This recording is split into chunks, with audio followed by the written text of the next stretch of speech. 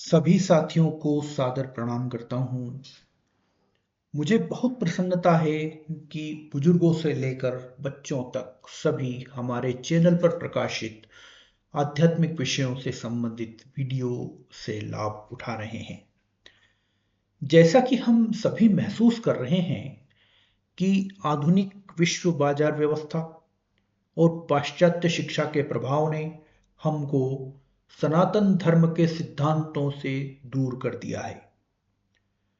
वर्तमान स्थितियों को देखते हुए हम इस बात से सहमत हैं कि आधुनिक युग में पाश्चात्य शिक्षा पद्धति उपयोगी है, किंतु हमारे व्यक्तिगत, मानसिक और आध्यात्मिक जीवन के लिए सनातन धर्म और उसके शास्त्र ही एकमात्र उपयोगी हैं। इनके सिद्धांतों के बिना हम मानसिक शांति और आध्यात्मिक उन्नति प्राप्त नहीं कर सकेंगे। इसी को दृष्टिगत रखते हुए हमने इस चैनल पर आध्यात्मिक रहस्यों को प्रकट करने और जीवन परिवर्तन के सूत्रों को उजागर करने का विचार किया है।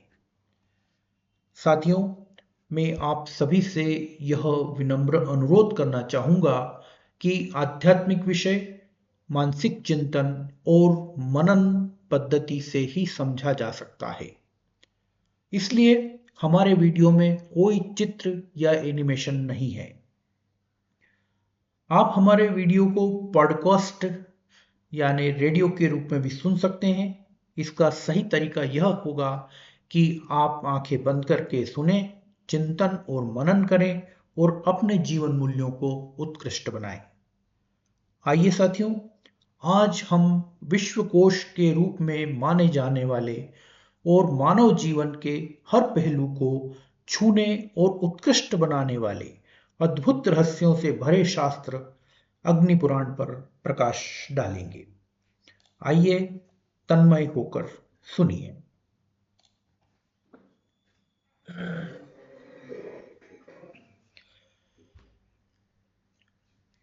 भारतीय जीवन संस्कृति के मूलाधार वेद हैं। वेद भगवान के स्वाभाविक उच्छ्वास हैं, अतः वे भगवत स्वरूप ही हैं। श्रुत ब्रह्मवाणी का संरक्षण परंपरा से ऋषियों द्वारा होता रहा, इसीलिए इसे श्रुति कहते हैं। भगवदीय वाणी वेदों के सत्य को समझने के लिए षडंग अर्थात शिक्षा, कल्प, व्याकरण, छंद, निरुक्त और ज्योतिष का अध्ययन आवश्यक था। परंतु जनसाधारण के लिए यह भी सहज संभव न होने से पुराणों का कथोपकथन आरंभ हुआ, जिससे वैदिक सत्य रोचक ऐतिहासिक आख्यायिकाओं द्वारा जन जन तक पहुंच सका। इसीलिए कहा जाता है कि पुराणों का कथोपकथन उतना ही प्राचीन है जितना वैदिक ऋचाओं का संकलन और वंशानुवंश संरक्षण।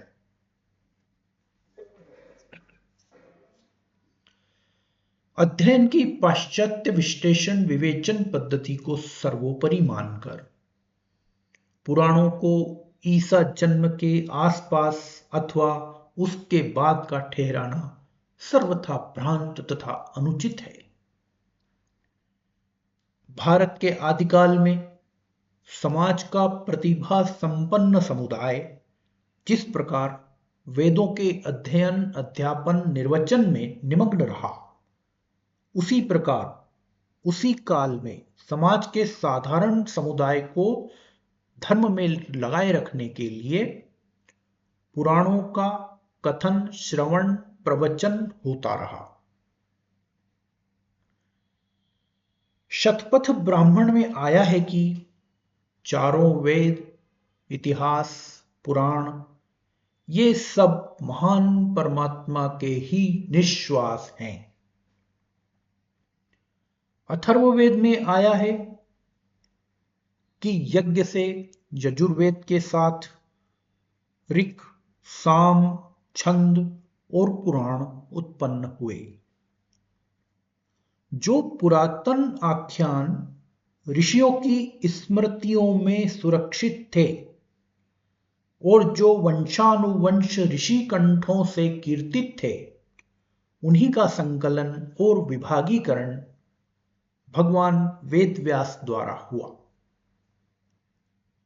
उन आख्यायिकाओं को व्यवस्थित करके प्रकाश में लाने का श्रेय भगवान वेदव्यास को है। इसी कारण वे पुराणों के प्रणेता कहलाए। अन्यथा पुराण भी वेदों की भांति ही अनादि, अपौरुषेय एवं प्रामाणिक हैं। भगवान वेदव्यास द्वारा प्रणीत 18 महापुराणों में अग्नि पुराण का एक विशेष स्थान है। विष्णु स्वरूप भगवान अग्निदेव द्वारा महर्षि वशिष्ठ जी के प्रति उपदिष्ट यह अग्नि पुराण ब्रह्म स्वरूप है, सर्वोत्कृष्ट है तथा वेद तुल्य है। देवताओं के लिए सुखद और विद्याओं का सार है। इस दिव्य पुराण के पठन श्रवण से भोग मोक्ष की प्राप्ति होती है। पुराणों के 5 लक्षण बताए गए हैं। पहला, सृष्टि उत्पत्ति वर्णन, सृष्टि विलय वर्णन, वंश परंपरा वर्णन, मनवंतर वर्णन और विशिष्ट व्यक्ति चरित्र वर्णन। पुराण के 5 लक्षण तो अग्नि पुराण में घटित होते ही हैं। इनके अतिरिक्त वर्ण्य विषय इतने विस्तृत हैं कि अग्नि पुराण को विश्वकोश कहा जाता है। मानव के लौकिक, पारलौकिक और पारमार्थिक हित के लगभग सभी विषयों का वर्णन अग्नि पुराण में मिलता है। प्राचीन काल में न तो मुद्रण की प्रथा थी और न ग्रंथ ही सहज सुलभ होते थे। ऐसी परिस्थिति में विविध विषयों के महत्वपूर्ण विवेचन का एक ही स्थान पर एक साथ मिल जाना, यह एक बहुत बड़ी बात थी। इसी कारण अग्नि पुराण बहुत जनप्रिय और विद्वत वर्ग समादृत रहा। संपूर्ण सृष्टि के कारण भगवान विष्णु हैं। अतः अग्नि पुराण में भगवान के विविध अवतारों का संक्षिप्त वर्णन किया गया है। भगवान विष्णु ही समस्त कूर्म, वराह, नरसिंह, वामन, परशुराम, श्री राम, श्री कृष्ण और बुद्ध के रूप में अवतरित हुए तथा कल्कि के रूप में अवतरित होंगे।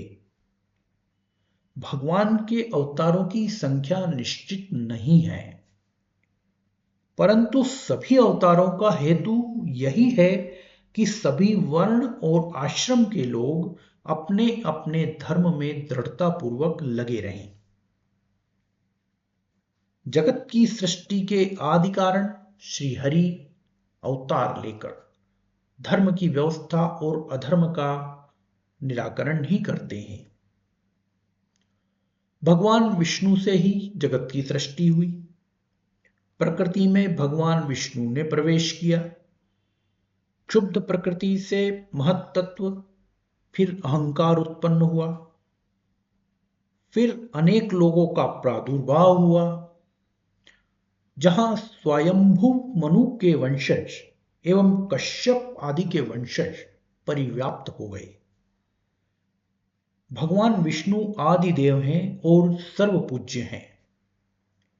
प्रत्येक साधक को आत्मकल्याण के लिए विधि पूर्वक भगवान विष्णु का पूजन करना चाहिए। भगवान की पूजा का विधान क्या है? पूजा के अधिकार की प्राप्ति किस प्रकार हो सकती है?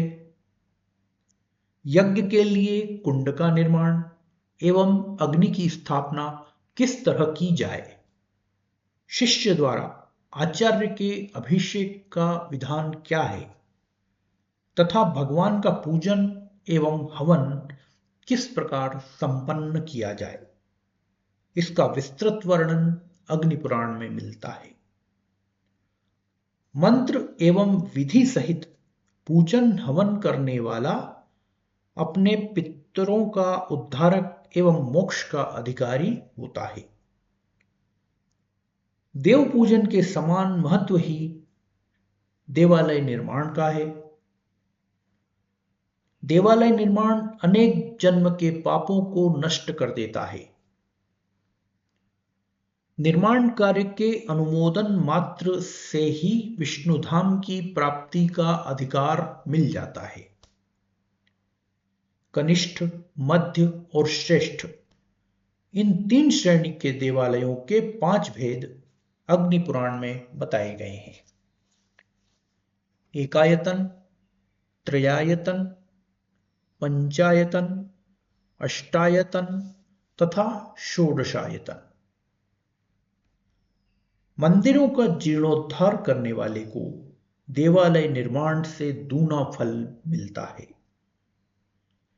अग्नि पुराण में विस्तार से बताया गया है कि श्रेष्ठ देव प्रासाद के लक्षण क्या हैं, देवालय में किस प्रकार की देव प्रतिमा स्थापित की जाए, इसका बड़ा सूक्ष्म एवं अत्यंत विस्तृत वर्णन इसमें है। शालग्राम शिला अनेक प्रकार की होती है। द्विचक्र एवं श्वेत वर्ण शिला वासुदेव कहलाती है। कृष्णकांति एवं दीर्घ छिद्र युक्त नारायण कहलाती है। इसी प्रकार इसमें संकर्षण, प्रद्युम्न, अनिरुद्ध, परमेष्ठी, विष्णु, नरसिंह, वाराह, कूर्म, श्रीधर आदि अनेक प्रकार की शालग्राम शिलाओं का विशद वर्णन है।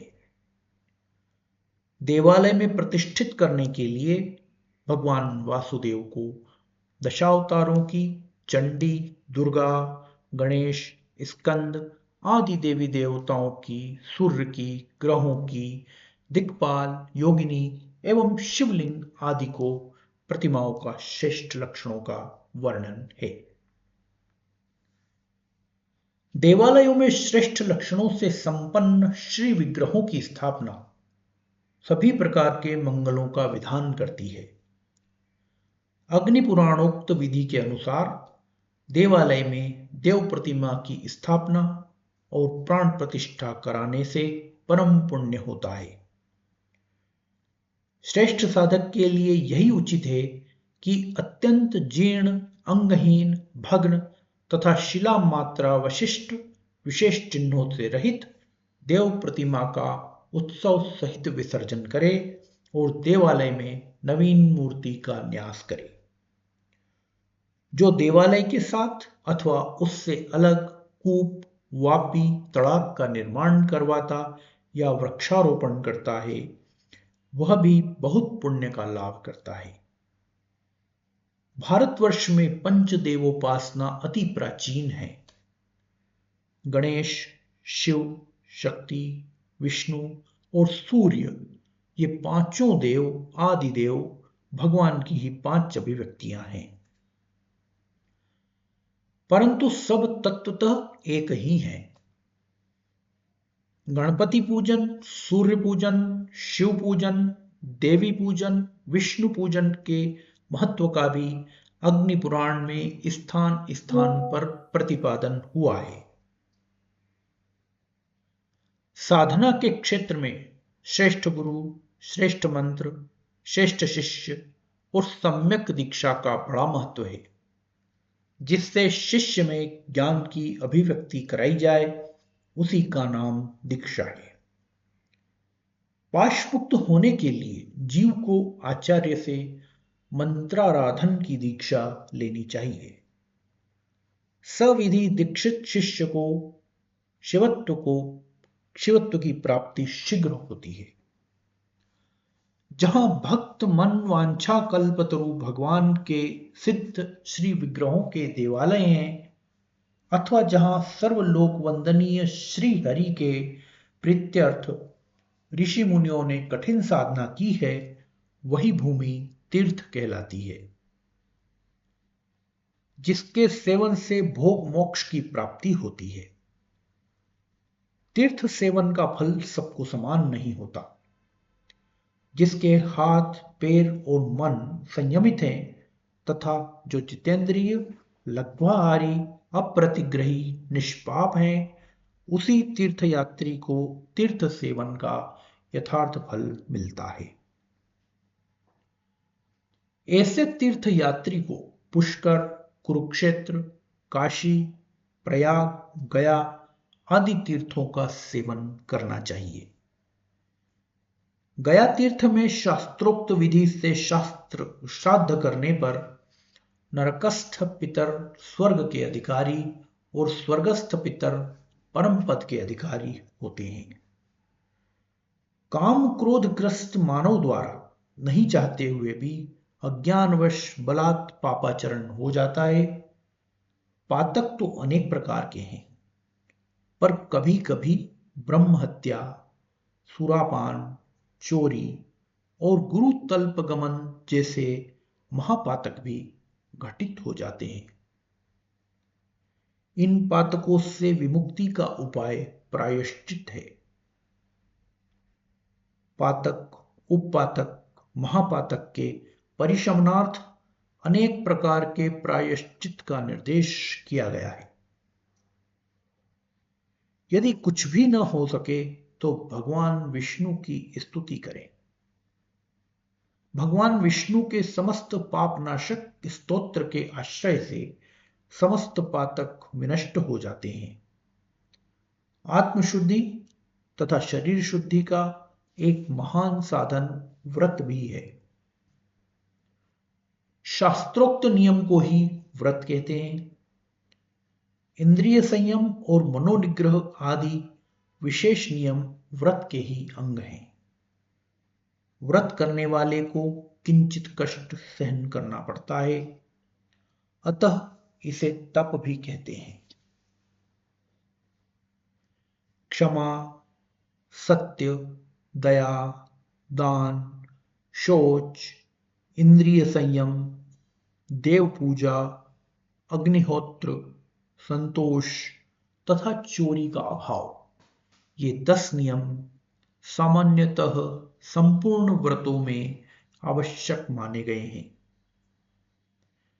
भगवान अग्निदेव ने महर्षि वशिष्ठ को तिथि, वार, नक्षत्र, दिवस, मास, ऋतु, वर्ष, संक्रांति आदि के अवसर पर होने वाले स्त्री पुरुष संबंधी व्रत बताए हैं, जिनसे आत्यंतिक कल्याण का संपादन होता है। ग्रहों और नक्षत्रों की स्थिति भी मानव की सफलता असफलता को प्रभावित करती है तथा शुभ अशुभ का विधान करती है। इसी कारण ज्योतिष शास्त्र का संक्षेप में भगवान अग्निदेव ने सुंदर उपदेश दिया है, जिससे शुभ अशुभ का निर्णय करने वाले विवेक की प्राप्ति हो सके। वर वधू के गुण, विवाहादि संस्कारों के मुहूर्त का निर्णय, काल को समझने के लिए गणित, युद्ध में विजय प्राप्ति के लिए विविध योग, शत्रु के वशीकरण के लिए शांति, वशीकरण आदि षटतांत्रिक कर्म, ग्रहण, दान और ग्रहों की महादशा आदि का सूक्ष्मता पूर्वक विचार किया गया है। इस विवेचन में ज्योतिष शास्त्र की प्रायः उपयोगी बातें समाविष्ट हो गई हैं। व्यष्टि और समष्टि के हित के लिए अपने अपने वर्ण और आश्रम के अनुसार व्यक्ति मात्र के लिए स्वधर्म पालन आवश्यक है। स्वधर्म पालन ही सुख, शांति तथा मोक्ष की सीढ़ी है। यज्ञ करना, कराना, वेद पढ़ना, पढ़ाना और स्वाध्याय ब्राह्मण के कर्म हैं। दान देना, वेदाध्ययन करना, यज्ञानुष्ठान करना क्षत्रिय वैश्य के सामान्य धर्म हैं। प्रजापालन और दुष्ट दमन क्षत्रिय के तथा कृषि, गोरक्षा, व्यापार वैश्य के धर्म हैं। सेवा एवं शिल्प रचना शूद्र का धर्म है। ब्रह्मचर्याश्रम मानव के पवित्र जीवन प्रासाद के लिए नींव का पत्थर है। अंतेवासी को आज के विद्यार्थियों जैसा विलास प्रमादपूर्ण जीवन नहीं, वरन कठोर, संयमित, नियमित, अनुशासित जीवन व्यतीत करने की आवश्यकता है, जिससे वह व्यक्तिगत और सामाजिक धर्मों के पालन की क्षमता प्राप्त कर सके। विवाह के उपरांत गृहस्थाश्रम की संपूर्ण दिनचर्या का उल्लेख करते हुए यह बताया गया है कि गृही नित्य देवाराधन, द्रव्य शुद्धि, शोचाशोच विचार एवं शुद्ध आचरण द्वारा किस प्रकार आत्मकल्याण और समाज कल्याण का संपादन करें। सद्गृहस्थ के लिए तो यहां तक कहा गया है कि श्री और समृद्धि के लिए गाय, चूल्हा, चाकी, ओखली, मूसल, झाड़ू एवं खंबे का भी पूजन करें। पौत्र के जन्म के बाद गृहस्थ को वानप्रस्थ धारण करके पत्नी सहित तपपूर्ण जीवन व्यतीत करना चाहिए। सन्यासी का जीवन तो त्याग का मूर्तिमान स्वरूप है। सन्यासी शरीर के प्रति उपेक्षा भाव रखता हुआ एकाकी विचरता है और मननशील रहता है। कुटीचक, बहुदक, हंस और परमहंस, इन 4 प्रकार के सन्यासियों में अंतिम परमहंस सर्वश्रेष्ठ है, जो नित्य ब्रह्म में स्थित है। वास्तुविद्या का भी अग्नि पुराण में यत्र तत्र प्रभूत वर्णन है। भूमि के विस्तार का दिग्दर्शन कराते हुए विभिन्न द्वीप तथा देशों का वर्णन किया गया है। रहने के लिए गृह निर्माण कैसे हो, फिर नगर निर्माण की योजना कैसी हो, इसे भी युक्तिपूर्वक समझाया गया है। गृह निर्माण और नगर निर्माण के साथ देव प्रतिमा और देवालय निर्माण का भी विस्तृत वर्णन है।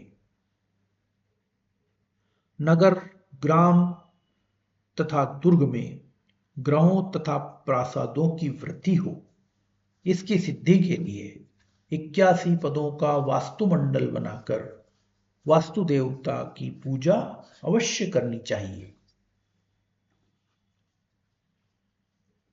पूजा में पुष्पों का विशेष स्थान है। देव पूजन में मालती, तमाल, पाटल, पद्म आदि विभिन्न पुष्पों के विभिन्न फल होते हैं, परंतु देव पूजन के लिए श्रेष्ठ पुष्प हैं अहिंसा, इंद्रिय निग्रह, दया, शम, तप, सत्य आदि। इन भाव पुष्पों से अर्चित श्री हरि शीघ्र ही संतुष्ट होते हैं। भाव पुष्पों से अर्चना करने वाले को नरक यातना नहीं सहनी पड़ती, अन्यथा पापाचारी को अविची, ताम्र, रौरव, तामिस्त्र आदि नरकों के कष्ट भोगने पड़ते हैं। पुण्यात्मा को स्वर्ग की प्राप्ति होती है। विशेष पर्व पर, विशेष तीर्थ में, विशेष तिथि में दान का अलग अलग फल होता है। दान से मोक्ष तक की प्राप्ति हो सकती है, परंतु फल की कामना से दिया गया दान मोक्ष की प्राप्ति न करवाकर व्यर्थ चला जाता है। गायत्री मंत्र की व्याख्या करते हुए भगवान अग्निदेव ने बताया है कि जो लोग भगवती गायत्री का एवं गायत्री मंत्र का आश्रय लेते हैं उनके शरीर और प्राण दोनों की रक्षा होती है। राज्य में सुख शांति बनाए रखने के लिए राजा को अपने धर्म का भली भांति पालन करना चाहिए। शत्रुसूदन प्रजापालक, सुदंडधारी, संयमी, रणकलाविद, न्यायप्रिय, दुर्गरक्षित, नीति कुशल राजा ही अपने धर्म का पालन कर सकता है। जो राजा धनुर्वेद के शिक्षण प्रशिक्षण को पूर्ण व्यवस्थित रखता है और जो लोक व्यवहार में परम कुशल है उसका पराभव नहीं होता।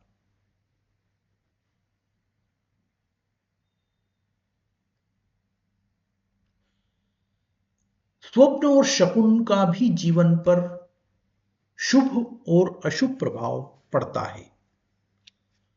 सभी स्वप्न और शकुन प्रभावशाली नहीं होते, पर जिनसे अशुभ होता है उनके निवारण का उपाय भी बताया गया है। शुभ लक्षण संपन्न स्त्री या पुरुष की संगति सदा कल्याणकारी होती है। अतः इनके लक्षणों का भी आदि का निवारण होता है। विस्तृत वर्णन किया गया है। जीवन श्रीयुक्त रहे, अतः हीरा, मोती, प्रवाल, शंख आदि रत्नों को परीक्षा के उपरांत ही धारण करना चाहिए, जिससे शुभ का विधान हो।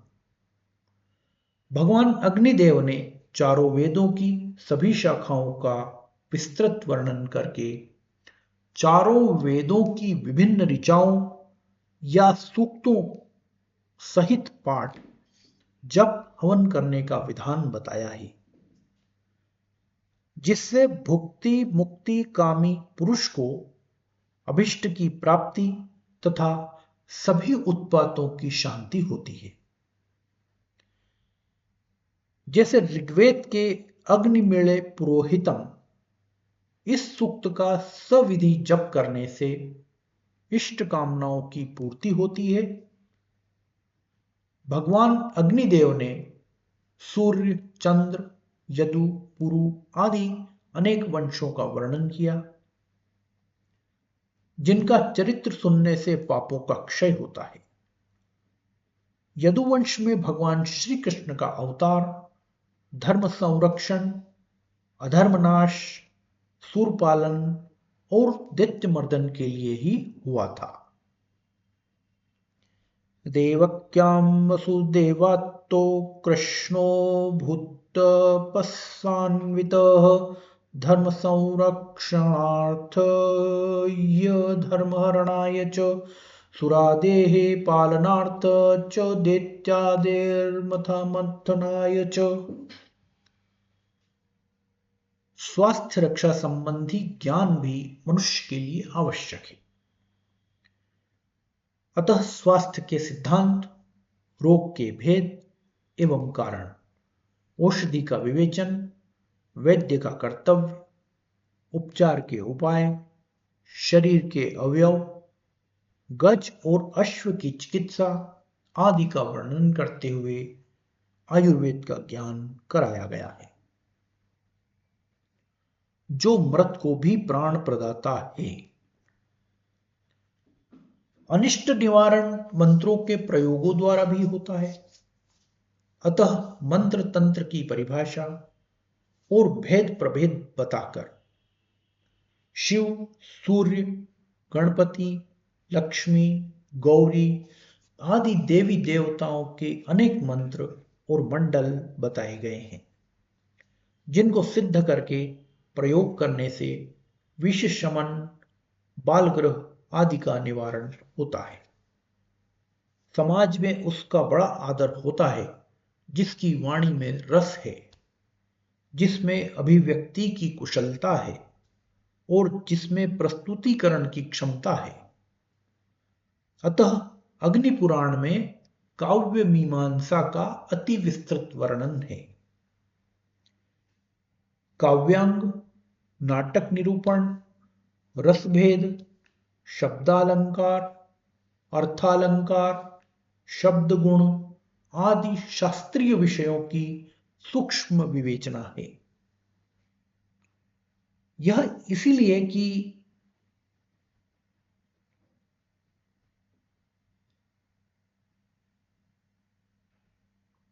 अपारे काव्य संसारे कविरेव प्रजापति ही लोक परलोक और परमार्थ के सर्वोपयोगी स्थूल सूक्ष्म विषयों के वर्णन का यही उद्देश्य है कि मानव सुखी, शांत, समृद्ध एवं स्वस्थ जीवन व्यतीत करते हुए परम तत्व को प्राप्त करे।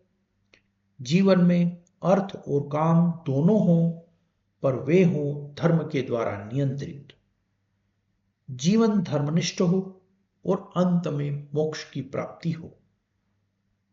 धर्मशास्त्र का उपदेश देते हुए बताया गया है कि धर्म वही है जिससे भोग और मोक्ष दोनों प्राप्त हो सके।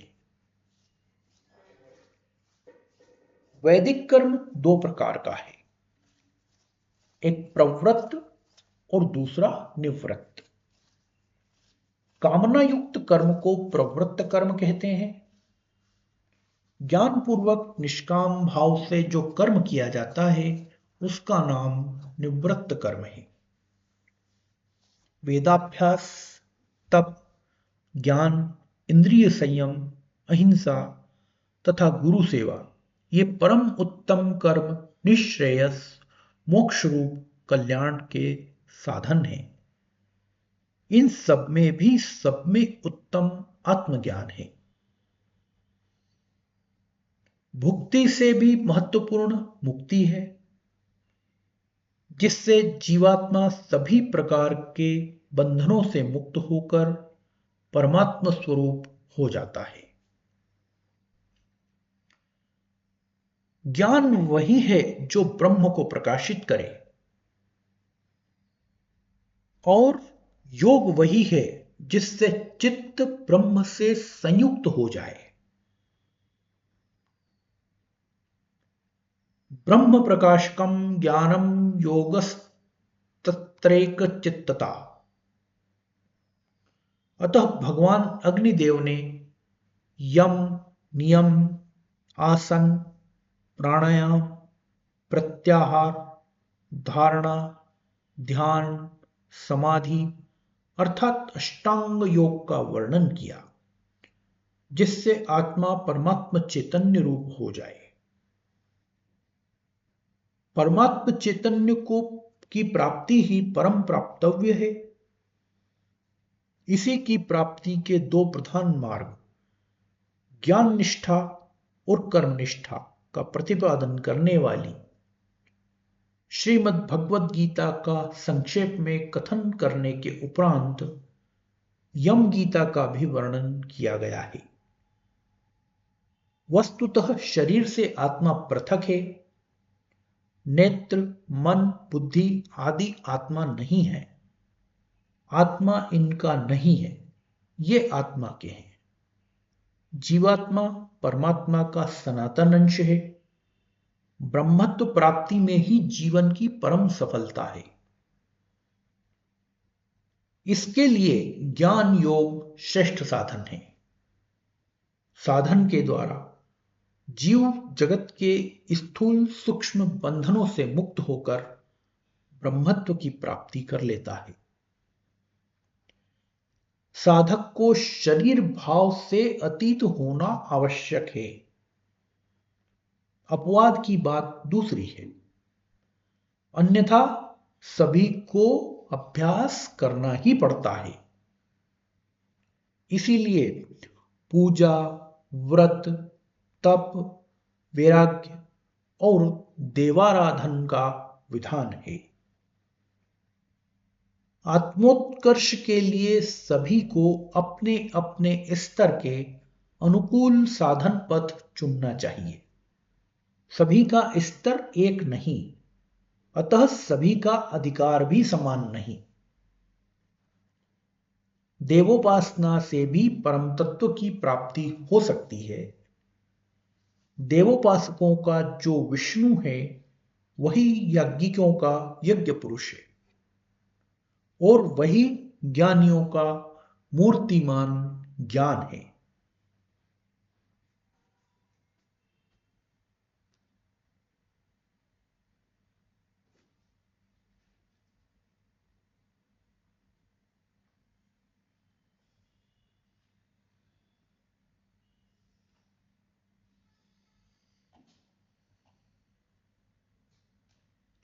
तो साथियों, हमने अग्नि पुराण में जो